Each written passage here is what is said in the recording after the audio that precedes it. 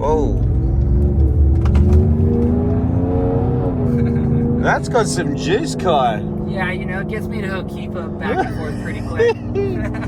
I'm here with Kai Lenny, which I dare say you already know. So thank you so much, Kai. Yeah, super stoked. Yeah. Those videos are insane, so stoked to be a part of it. Oh, thanks, dude. Yeah, I got a good clip of him yesterday. I got a couple of good clips, but it was a sick goiter, which is just a dream to get, you know, like coming to Maui, filming the best guys and trying to get a shot is just a dream. So, yeah, Kai, so where are we off to? So right now we're gonna run some errands, a little bit unconventional to what people normally think I do. And by errands, I mean I gotta just send off a FedEx package, cast my ballot in our election, Ooh. and gotta go pick up a foam blank for a big wave gun that I'm getting shaped. So Yeah, sick. do that, go up to this cannery at KT, drop off the blank for later. I just want to get it out of the way, and then can't go sail Hokipa because they're running the Masters, I think Masters men and women and the juniors. So we'll probably go to another spot, either Lanes or Kuau, and try to go just stay hot for the comp. It's been pretty fun just because, you know, this year I decided to try to shape my windsurf boards, and just been the most rad collaboration with Quattro. Been working with Keith and the whole team over there for a long time. Last year, it was to develop the Bonsai Surf sail. All right. Because I'm a lot smaller than Browsinho, and I'm not looking to go to Pozo and do double forwards. So I needed a different sail, and a huge inspiration. I hit up Jason Diffin of Goya Sails and basically was like, hey, I need like a sail that'll just go completely neutral on me. And over the years, Keith Tabul and I have been really trying to get our windsurf boards to feel like surfboards. Obviously, pretty dedicated to kind of the surf style, just because my home spot's Hokipa, and that's the main place I ride. But that being said, took a lot of inspiration from Polacow from back in the day and how his sails were rigged. A lot of twist at the top, forward draft, no backhand pressure, basically really neutral. So when you go to a bottom turn at Hokipa, either at Jaws or, you know, decent sized Hokipa, the sail can just go neutral. You don't have all that pull from the top, which is good when it's east winds, or for here it's side offshore. I can imagine, you know, if you're on an onshore place, you want a little more power up high. It kind of gives you that snap for a goiter or 360s or any one of those tricks you see Philip or Brow or Ricardo or whoever do in those type of conditions. So that was last year's development. And then the windsurf boards were getting close, but there was such a combination of a windsurf board and a surfboard, so they were fighting each other a little bit. And then I got really into shaping after my head injury because I had nothing else to really do. I couldn't look at a screen. I couldn't necessarily like go on the water really and push really hard. But I could imagine myself riding something, and that was just some moments of foam. So I basically shaped myself the closest thing to a pure surfboard, pure shortboard, and then threw some foot straps on it. And so far it's been working really good. And I think it's both the sail combination and the board have sort of allowed me to, I guess, get that much closer to the type of sailing I want to do. Whereas in the past, maybe I feel like I was fighting myself a little bit, like fighting the way I wanted to sail. How old are you? 32. 32, yeah. I'm 47, and I remember, I guess I was in my 20s, early 20s or something, and at the time I was following all the magazines and everything, and they'd often talk about this little kid, Kai Lenny's little 8-year-old, and Robbie Nash's protege. It's pretty crazy, isn't it? Like now here we are, 2024, and you got the big, you got the Red Bull sponsorship, Tag Heuer on your sail, you sort of, you're on America's Cup boats, you know what I mean? Like it's kind of, it's pretty interesting, isn't it? Yeah, no, I feel really blessed. I think I was just maybe born in the right place at the right time. I mean, I was born when it was peak windsurfing, when Robbie was going up against Bjorn at Hokipa, and there actually was always two Hokipa events. There was the Aloha Classic at the end of the year, and then there was like the springtime event. And it was just like being there for that, and then the emergence of kite surfing, and then of course we have Jaws just down the road, and that was like the, you know, discovery and basically invention of tow and surfing. And so the hydrofoil, you know, was being developed here too to ride waves, and just felt like I was always in the right place, right time.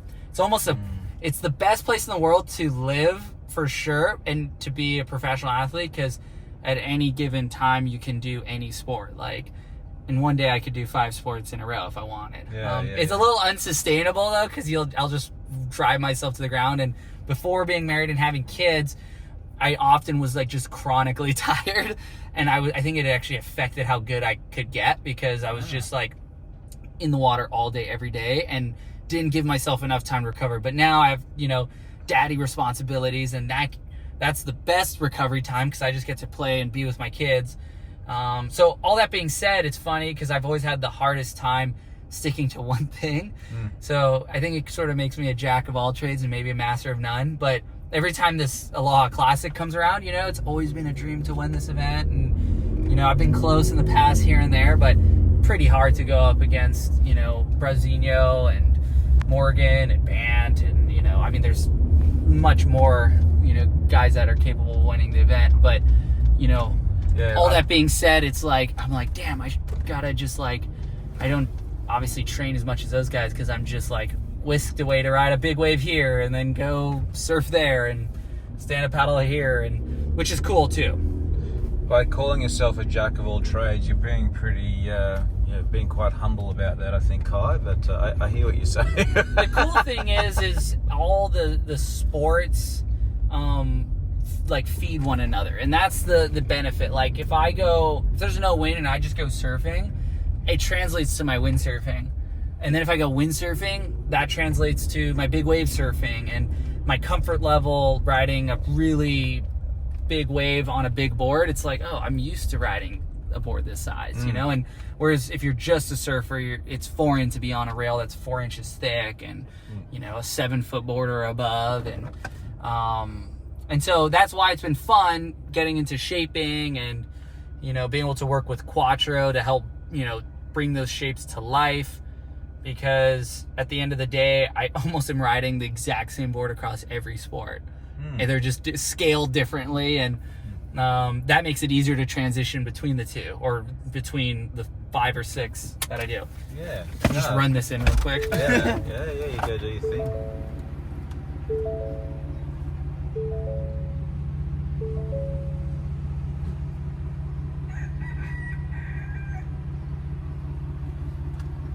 All right, Aaron 1 done. Sweet, 2 more to man. go. That's sick. And what was it like growing up on Maui? Because I live in Australia, and I just was looking from, you know, the outside in, so to speak. But it seemed to me that when you were growing up, you know, windsurfing was fairly dominant. I'm talking like early on, right? Like, yeah. And then you kind of were getting more into the surfing and, you know, the bigger wave stuff, and then kiting came along and supping, and I don't know, maybe I'm wrong, but it seemed like windsurfing was your main thing. Like I'm talking really young, and then it kind of all started branching. Is that accurate, or am I kind of off a bit? Oh, it's super accurate, because you know, it's funny, when I was growing up initially, it was really surfing or windsurfing were your kind of options. And then like as I was growing up, kiting was emerging, but it was so dangerous at that time because it was 2-line kites that my parents actually didn't let me do it, because people were getting so destroyed. And, you know, I was one of the few kids in the very beginning of the sport learning it. So I was probably one of the first generations of kiting. And that was like, maybe that one happened. And then with the foil, you know, it was quite novelty. Oh no, they're closed. They're supposed to be open right now. Damn. Oh. Well. This is where you get blanks from, is it? Or? Yeah, right here. Fiberglass Hawaii. Yeah. Right there. That's, I mean, I don't get the windsurf blanks from here, but like this is board I'm making now is like a big wave gun for Waimea, possibly for the Eddie Aikau. Damn. You know, it's Hawaiian hours sometimes. Like, normally it's open, and you just don't know until you show up. So it's a bit old school, you know?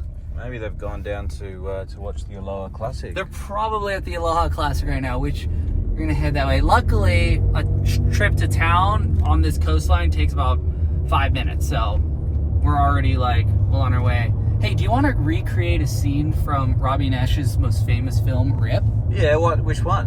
What scene? We'll surprise the audience right now, and I'll surprise you. Yeah. We're gonna go right now. Do I film straight ahead, or do I? Just whatever you're doing now is just perfect. Okay. All right. Well, I'm now curious what it is. You guys have all watched Rip, obviously. When I was a kid, my brother and I would just wear that tape down. It was Robbie Nash's Rip, and it was, layered in the Strapped Cruise, Jaws movies. And obviously, like, it was pretty sick because when I was a kid, my parents were really good friends with the photographers, and, they knew all, like, the top pros and such because it's a small town, and, my parents have been into surfing and windsurfing forever. But, we'd get like the Japanese high wind magazines and the European surf and Planche mag and stuff. And I couldn't read them all, but I'd look at the pictures and it was pretty sick. It was super rad.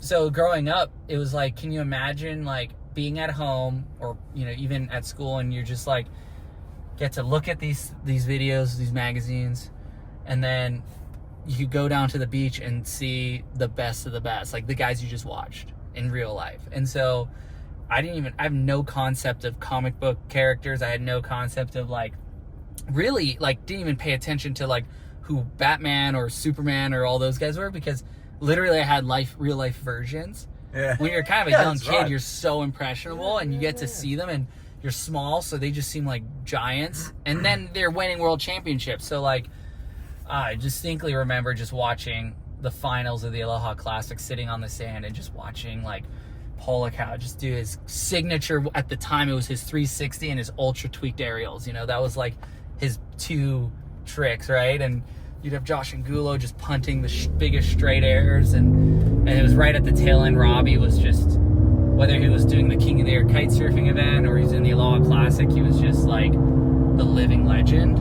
Yeah. So it's like, it's pretty sick. This is a big build-up for this Rip surprise. Oh, yeah. Yeah, we still...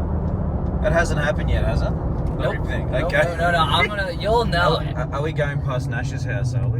No, Robbie lives... See that little volcano over there? Way over there? Yeah. He lives right below that. Oh. Yeah, he could see Hokipa from his house. It's pretty sick. Oh, right. Okay, yeah. I've been trying to... I've met a few people that said they might be able to get in contact with him, so that'd be pretty cool. He's floating around for sure. See what happens. Yeah, he's pretty sick when he makes his appearance out at Hokipa. Oh, I know. It's funny because it's been so crowded lately because of the Aloha Classic, which is great for windsurfing and stuff. And, people get pretty psyched because, I don't know if they're too aware of the rules in Hawaii, like the etiquette, like, okay, whoever's been out longer, and there's like a hierarchy too. It's like, okay, Levi Cyber gets carte blanche out there. Yeah, and then you have Robbie Nash, who, if he turns on your wave, you just let him go.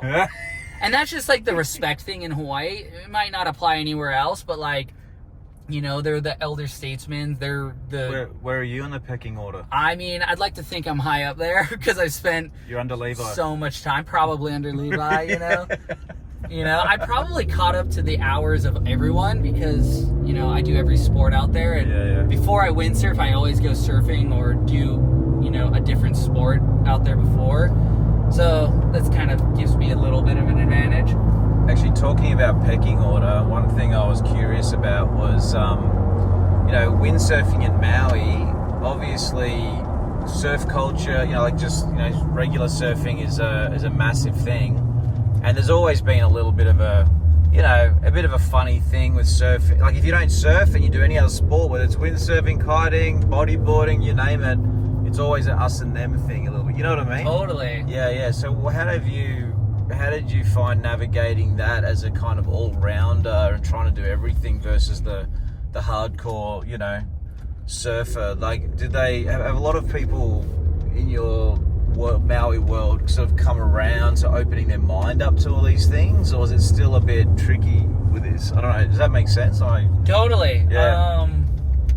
I think the reality is each sport has its own tribe of people.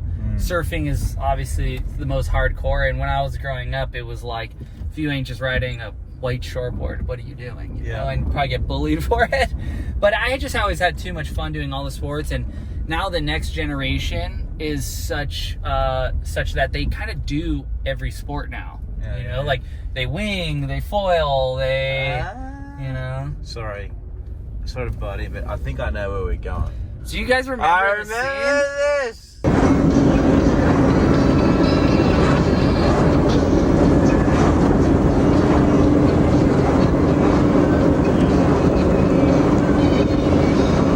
How's the cast holding out?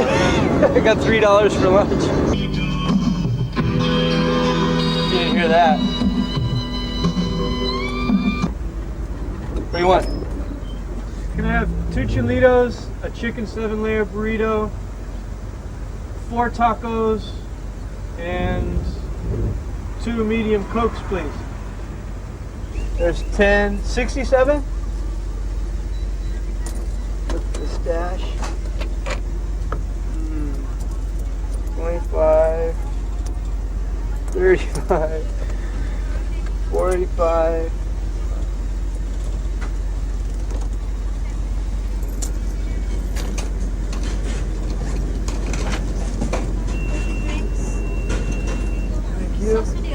Yes, please. Hot? Here, have a Pepsi. I'll put it on the cooler. Thank you. Ah, yes. The lunch of champions. Taco Bell. Hi, I should just surprise you. Okay, thank you. What should we get, Paul? So yeah, I think my love of Taco Bell really did get influenced by Robbie in the Rip video, and it's been a love affair ever since. Have you got a few cents though? You can grab. Yeah, look at that. I got Sick. some What do we change. got here, man? What do I'm we pretty got? organized. Nice. All right, could we do 2 chilitos, 4 bean burritos, a chicken 7-layer burrito, 2 beefy 5-layer burritos, 4 tacos, and then 2 chicken cantina burrito. and 2 medium Cokes, please. 2 large cups of water. Okay. And that's it. Alright. That sounds like a lot. Yep. And that's it, please. Oh, hot sauce. No need? Pardon? No need hot sauce? No hot sauce, please. And would you like to round up the for student education? The dial C35 to T2. Thank you. Let's see, do I Hey, still have man. a Taco Bell gift card? So you're on a video of Rip with Robbie Nash. There's 10.67. The stash. 25, 35. I used to have a Taco Bell gift card Robbie gave me, but I think I used it. Gift card. Yeah, we'll go just with the good old credit card. Thank you. So we're not using change. It's a little different. That video was 25 years old, maybe. So I think it's older than that. maybe older, 30 years ago. I think it was like 1992 or something. No, I that don't old, know. huh? That's when I was Something. born, 92. Yeah, it might have been actually. I don't know. I'm wrong. Thank you. Do you want any sausages or anything? Hot, please. Thank you. Yes, please. Deal. Oh wow. Okay. so funny. What? That was the best part. That was like Rip. I mean, It's all the lifestyle we're stuff that's recreating cool, Rip huh? right now. Yeah. Robbie's still I sometimes see him in this drive-through. How many hot sauce do you want? A lot. A lot? Yeah. I see the watch there. I'm assuming it is a Tag Heuer. Huh? Always. Let's have a look, man. Let's Yeah, have a there look. it is. Oh, no. Wait. That's how I time my heats. So I just put this there, and I'm like, okay, I just get to there, and my heat's done. That's a nice looking You watch. guys have straws? No need. Thank you. Dang. Oh, mahalo. Have a good day. Okay. Ah. Wow. The lunch of champions. Taco Bell. The 5 layer is pretty next level. I'm not sure for your first Taco Bell experience you can handle it. It's kind of a veteran sort of. So start with a plain bean burrito and you can work your way up. Okay, man. But yeah, there's not enough time to just sit down and eat. So I'll put it here. Right? luckily it's not against the law to eat a burrito. Is this what While you eat a lot, driving. man? This is a good like food for sailing, surfing, Man, and everything. it's so satisfying.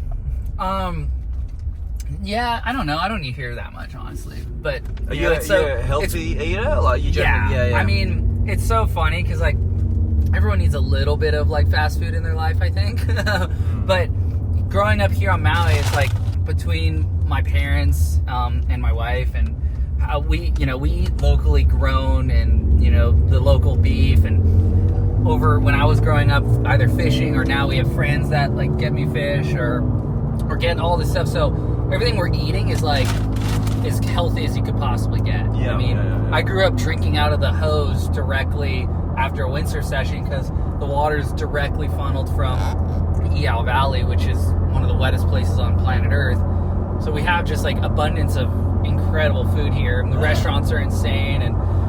But gosh, for convenience purposes, that just took us 2 minutes, and we have a really satisfying meal. And we're headed to Hokipa. Actually, I didn't realize until I looked in. They literally, this whole bag is just full of sauces, man. You can never have too much sauce. Yeah. So at what point, also, again, looking from the outside in, here he is, Kai, he's a windsurfer, kite surfer, does everything surfing. But then you started going out in Jaws and getting better and better and ended up pretty much dominating the place. Was it at that kind of point where you started getting a lot more respect from the surfing world because they're like, oh, this kid is not just, some all-around athlete, but he's charging, pretty much some of the heaviest waves in the world? No, I mean, that totally makes sense. I mean, it, in a way, you have to prove yourself. It's like you go to, and then you go to Oahu, the North Shore, and it's called the Proving Grounds for a reason. You ride some of the heaviest waves you can, and you just cut your teeth, basically. And you kind of got to go into their tribe, into their world, and do the work, I think nowadays I feel like a lot of surfers really appreciate what can be done by windsurfers, for example. Back then it was like, I'd say a little more closed off. Let me get another sauce. But yeah, like I fortunately was in the right place at the right time for when Pe'ahi Jaws was being pioneered in the paddling era. And so I got to just, anyone that was ever not psyched on me, got to be psyched on me because they realized I was maybe sitting deeper and riding a bigger wave, paddling in. And in surfing, there's nothing more core than paddling into a really heavy wave, in the eyes of the sport. So, yeah, it's fun because, like, what I like about it is, like, the windsurfing tribe is, like, the nicest people ever, and everyone rips, and it's so different. And not to say, like, no other tribe's, like, cool or not. It's just different. It's like just being a part of a different group of people. It's really cool. Yeah, each of these sports has a different sort of scene. Completely. It sort of attracts slightly different personalities too. You notice that? Yeah. Like it's just, I don't know, it's weird. It's kind of what suits that person's It's like needs or personality. something. Yeah. It's like I go into a tribe for a little bit, and then I'm like maybe a windsurfer, and then I go into the surf tribe, and then I hang with the kiters or the foilers, and it's like sort of don't belong in any of them. I just kind of like float around. Drift it's around. Funny. Yeah, I did ask you yesterday, but I'll ask you for the video as well. But you've obviously, like, I've seen you on a lot of videos with the Florence crew and a lot of the big names in the surfing world. What do you think a lot of these guys' views are of windsurfing? I mean, do you ever, you talk much about it with them? Or, Oh yeah, no. So when I asked John Florence if he wanted me to teach him a wind sport, because I ended up doing. Minnie was souped out.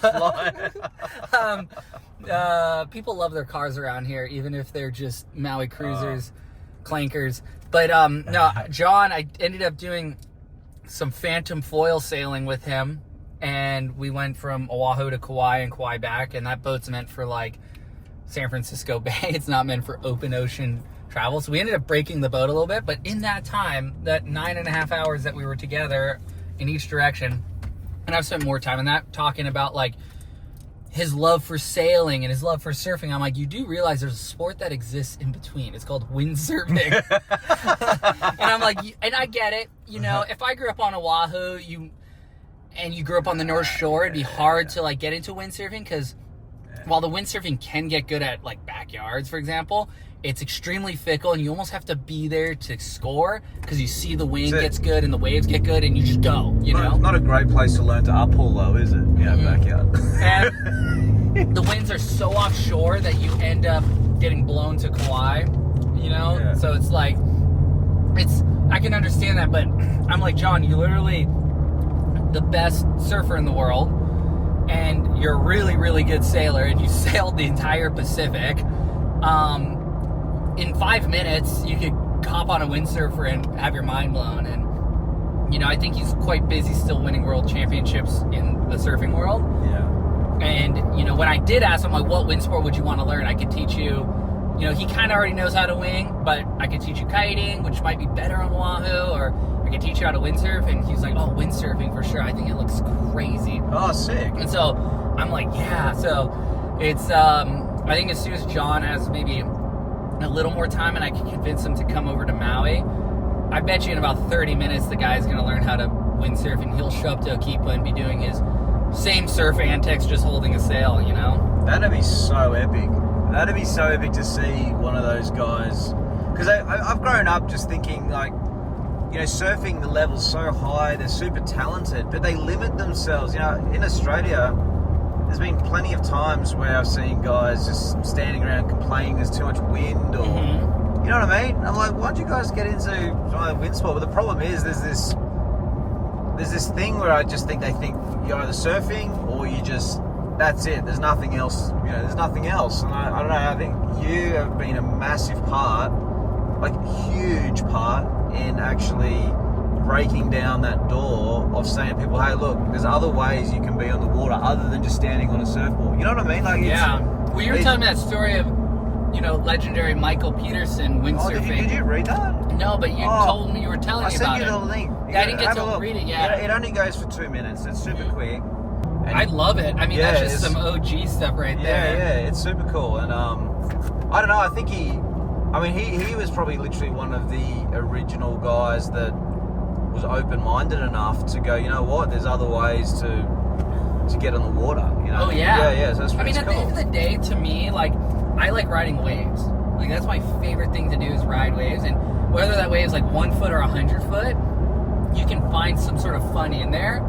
And I don't know, like, in the right conditions, there's no sport better on earth than windsurfing. There's no lip that's too big to hit. You know, you might not be able to get barreled unless you're at Jaws or something, but, you know, the windsurfing has had a real big impact in water sports because the spin-offs of surfing was windsurfing, and that was like a combination of both the Hobie Cat and surfing. But then kite surfing couldn't have existed without windsurfing. Winging couldn't have existed. Tow and surfing especially could not have happened without windsurfing because the first guys that were riding 60 to 70 foot waves were the windsurfers from Hokipa. You know, that was like all those guys from Rush Randall, Dave Kalama, Brett Lickle, Pete Cabrino, Robbie Nash, Laird Hamilton, the Strapped crew, you know. Those guys were doing the Aloha Classic, and then, you know, if it got too big, they'd go up to Jaws. It's like completely a, you know, it's phenomenal what the doors windsurfing actually opened up. How ahead of his time was Rush Randall?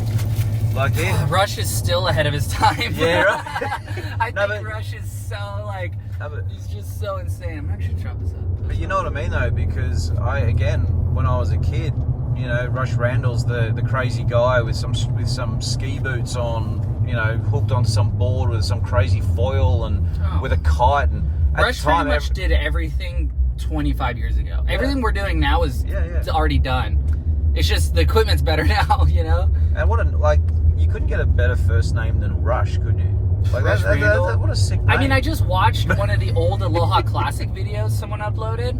It was, I want to say, like 92 or 91 or something, and it was Rush versus Robbie in the final at Aloha Classic, and Rush actually won. And he was doing forwards off the lip every wave. And he was just so acrobatic. That's and it was pretty sick. And now Rush, it's like no one's seen Rush. Oh, yeah, where is he? What's going on with him? Well, Rush lives on the North Shore of Oahu, where he's originally from. Oh. And so every time I go to Oahu, which I'm going next week after the event, and gonna go. I always go and say hi to Rush, but Rush is still the man. Like, every time I'm able to get him on the water, he still blows my mind. I'm like, geez, but he's just low key now, you know? He's been there, done that. And I don't know if he was ever about being super famous or something, you know? I don't think it was his MO. I think it didn't fit his personality, but now he's all the biggest Hollywood films that you see, like, that have to do with like gnarly stunts in the water. He's one of the main stunt coordinators and one of the guys that just basically does the craziest stuff. And so that's kind of his world, is Stunts Unlimited. They teach their kids to be like gracious and humble and such. It's the way to go. All right, we're here. We're at Ho'okipa for day number 3. Ho'okipa. Oh, there's Otis. Looks like he's either de-rigging or rigging. Oh no. There's Mark Perret.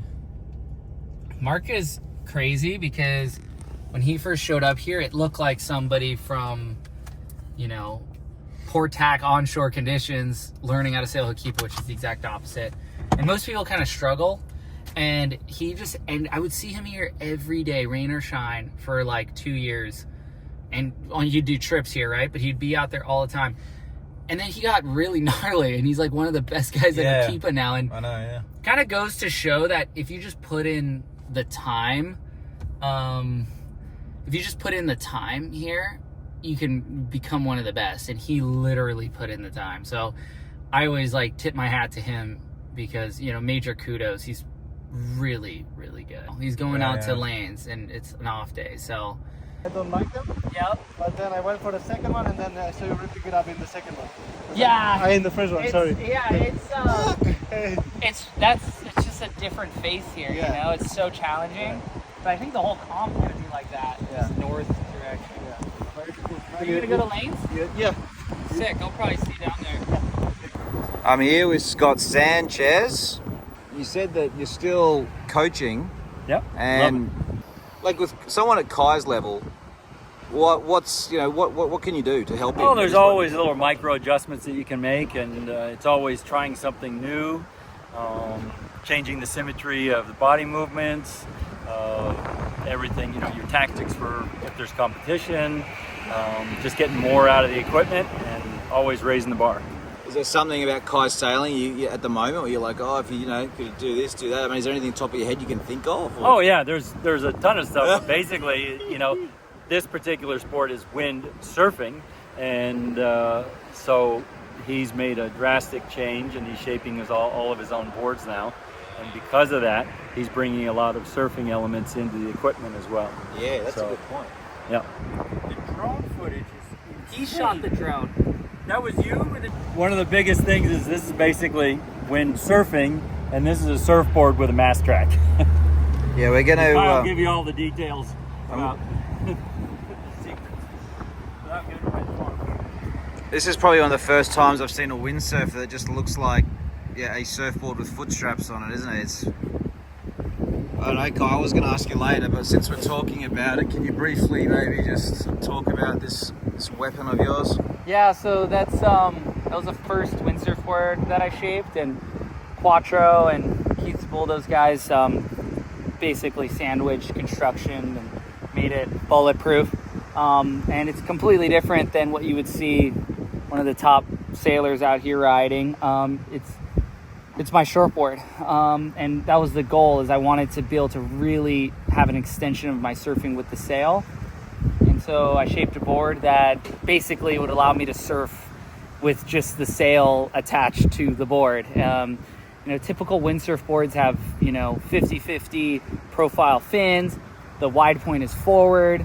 There's a lot of flat tail rocker and a lot of more entry rocker, and this is quite different. It has a lot of tail rocker and lower entry rocker. The wide point's between my stance, not by the front of the board, by the mast track. There's a lot going on with it. I don't know if it's actually for everyone, but if you surf, you basically feel like it's an extension of surfing. That was kind of my real vision when shaping it, and I had this comp in mind because to differentiate myself from the best in the world, I have to think about how I could approach the waves differently. And might be hard to go toe-to-toe on maneuvers, but as far as like just pure surfing and going really vertical on every single turn and trying to be as fast and have as much projection, that was kind of my main goal shaping it, is just maybe look a little bit different on the wave. So I think, you know, just tapping the surface of what's possible. The great thing working with Keith and everyone at Quattro is that they let me continue to experiment, and they're willing to just build me another board. And you got to be able to be willing to go through a lot of prototypes to finally get to the magic one. So, you know, I have the first version here for this contest, but we'll see. Maybe by next year's Aloha, the board will be 5 times better. Do you reckon they can make production board out of it, or do you think I think it's we're actually working on a production version of it. Sick. Definitely make it more user friendly, and just a different style of board. As you can see, it's very narrow nose, but we're gonna be putting out a production board that I'll hopefully be shaping for everyday conditions, not just good Hokipa.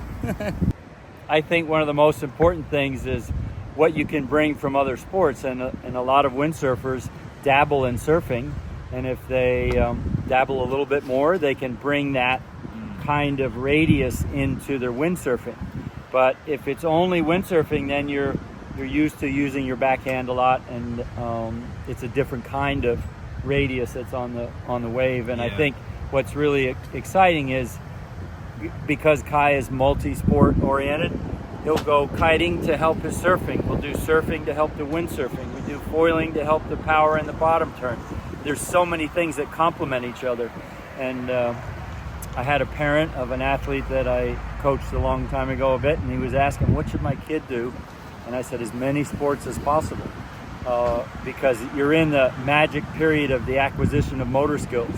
You know, when you're at that young age, say between 6 and 14, because they're different. Everybody grows at different rates, and the more range of motion, and the more symmetry, meaning that you can go goofy foot and regular foot. A lot of times with Kai, we do everything goofy foot first, and then the brain and the nervous system aren't in an argument when they're trying to learn something new.